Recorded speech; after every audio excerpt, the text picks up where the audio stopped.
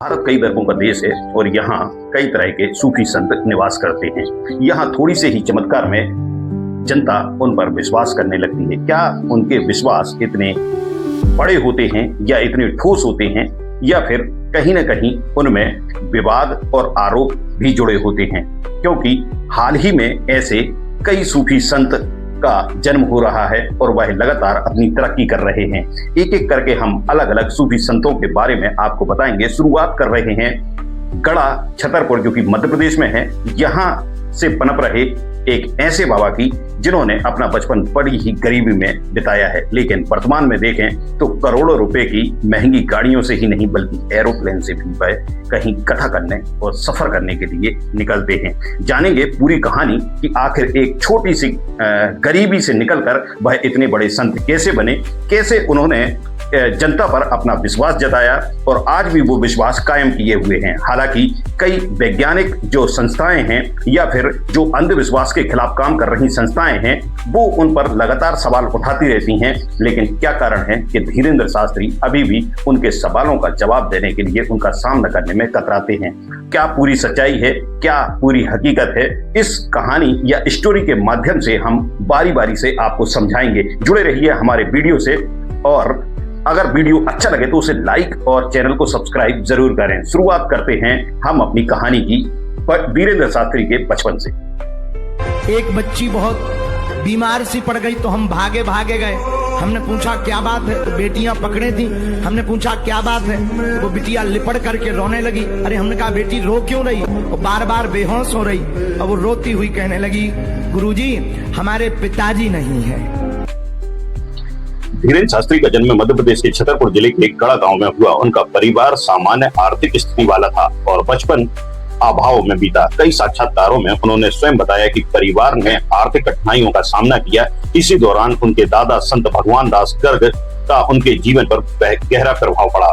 बचपन से ही घर का माहौल धार्मिक था, जिससे पूजा पाठ और आध्यात्मिक जीवन की ओर उनका झुकाव लगातार बढ़ता गया। यही संस्कार आगे चलकर उनके व्यक्तित्व की नींव बने।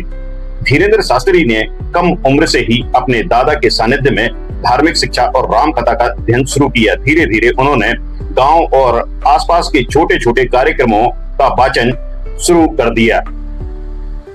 उनकी सरल भाषा, प्रभावशाली शैली और धार्मिक प्रसंगों को रोचक ढंग से प्रस्तुत करने की क्षमता ने लोगों का ध्यान आकर्षित किया। समय के साथ बागेश्वर धाम ने उनका जीवन दरबार चर्चा का विषय बना दिया और सोशल मीडिया के माध्यम से उनकी पहचान पूरे देश में फैल गई। यही वह मोड़ था जिसने एक ग्रामीण कथावाचक को राष्ट्रीय स्तर ही नहीं बल्कि विश्व स्तर पर चर्चित बना दिया। धीरेंद्र शास्त्री की सबसे बड़ी पहचान उनके दिव्य दरबार से बनी। इस दरबार में आने वाले श्रद्धालुओं का दावा है कि वे बिना बताए उनकी समस्याएं जान लेते हैं और समाधान बताते हैं। समर्थक इसे हनुमान जी की कृपा और दिव्य शक्ति मानते हैं, जबकि आलोचक इन दावों के वैज्ञानिक प्रमाणों की मांग करते हैं। यही वजह है कि उनका दिव्य दरबार लगातार चर्चा और बहस का विषय बना रहता है। उनकी लोकप्रियता को सबसे बड़ा विस्तार सोशल मीडिया ने दिया। यूट्यूबर, फेसबुक और अन्य डिजिटल प्लेटफॉर्म पर उनकी कथाओं और दरबार के वीडियो करोड़ों बार देखे गए। छोटी छोटी क्लिप्स वायरल होने लगी और देखते ही देखते बागेश्वर धाम का नाम देश में लगभग हर राज्य तक पहुंच गया। आज उनकी कथाओं में लाखों लोग पहुंचते हैं और वे देश के सबसे चर्चित धार्मिक वक्ताओं में गिने जाने लगे। माननीय प्रधानमंत्री जी अभी जब माता जी को मिल रहे थे तो हमारी माता जी से कह रहे थे हम तुम्हारी माता जी पर्ची खोल रहे हैं, और माता जी से बोले अब तुम्हारे मन में ये चल रहा है कि ब्याह हो जाए। धीरेंद्र शास्त्री की लोकप्रियता जितनी तेजी से बढ़ी, उतनी ही तेजी से उनके दिव्य दरबार और कथित चमत्कारों को लेकर विवाद भी बढ़े। उनके समर्थकों का कहना है कि वे हनुमान जी की कृपा से लोगों की समस्या बिना बताए जान लेते हैं, जबकि आलोचकों का कहना है कि ऐसे दावों की वैज्ञानिक जांच होनी चाहिए। साल 2023 में नागपुर विवाद ने इस बहस को राष्ट्रीय स्तर पर पहुंचा दिया। अंधश्रद्धा निर्मूलन समिति के प्रमुख श्याम मानव ने धीरेंद्र शास्त्री के दावों पर सवाल उठाते हुए उन्हें सार्वजनिक रूप से अपनी कथित शक्तियों का परीक्षण कराने की चुनौती दी। इसके बाद यह मामला कई दिनों तक मीडिया की सुर्खियां बना रहा। धीरेंद्र शास्त्री ने इन आरोपों को खारिज करते हुए कहा कि वे किसी चमत्कार का दावा नहीं करते, बल्कि जो कुछ होता है वह उनके आराध्य हनुमान जी की कृपा से होता है। इसी दौरान सोशल मीडिया पर सलोनी शाह ने भी धीरेन्द्र शास्त्री पर सवाल उठाए और कहा कि यदि उनके पास वास्तव में दिव्य शक्तियां हैं तो उन्हें वैज्ञानिक तरीके से सिद्ध किया जाना चाहिए। उनके वीडियो सोशल मीडिया पर काफी वायरल हुए। वहीं धीरेन्द्र शास्त्री के समर्थकों ने इन आरोपों का विरोध करते हुए उनकी आस्था और धार्मिक परंपरा पर हमला बताया। आज भी यह बहस जारी है। हाल ही में अयोध्या राम मंदिर के दान पत्र से कथित चोरी का मामला सामने आने के बाद धीरेन्द्र शास्त्री भी चर्चा में आ गए।